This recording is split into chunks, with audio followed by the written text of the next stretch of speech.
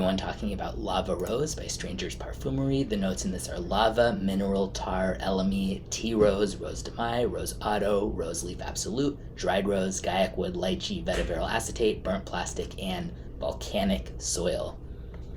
This is very, very unisex, by the way, not at all feminine leaning, and it's also not necessarily, super masculine leaning, which is interesting. I've mentioned this in other rose videos. It can be hard to find an actual just unisex smelling, like neutral type of rose scent. Obviously, mostly they tend to be stereotypically feminine, but other times when you do find one that's not, they're often like that kind of masculine, old school gentleman type of rose note or something like that. But here, for my taste at least, this is definitely the best rose-centered fragrance that I've ever smelled. I don't think that that's like, if you love rose, this wouldn't necessarily be your favorite, but for a non-rose fan, this is really nice.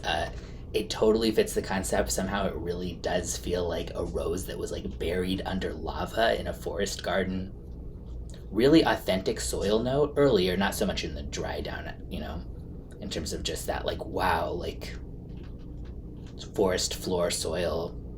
And somehow it also doesn't come across as too earthy for my taste either, which I was pleasantly surprised about. Like, don't get me wrong, it's definitely earthy, but there's enough other stuff going on to balance that out where it's not just like an earthy scent. I love the like smoke tinged vibe to it as well from that like the lava. Yeah, I would say I'm pretty blown away by this actually. Just really, really fantastic, really artistic and creative, but absolutely still totally wearable at the same time.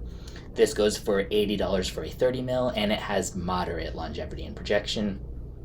I would say by the dry down it is a little bit more just standard rose and woods, but even then I don't dislike it despite it being, more and more rose dominant at that point.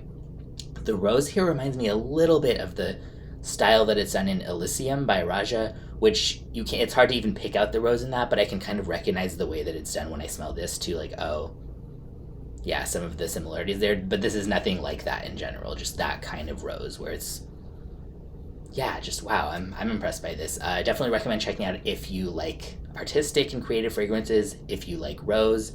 If you don't like rose but you want to like rose and you're open to trying to find something that maybe would change your mind in some cases, really, really good. So yeah, I will put a link in the description where you can get a bottle or a sample.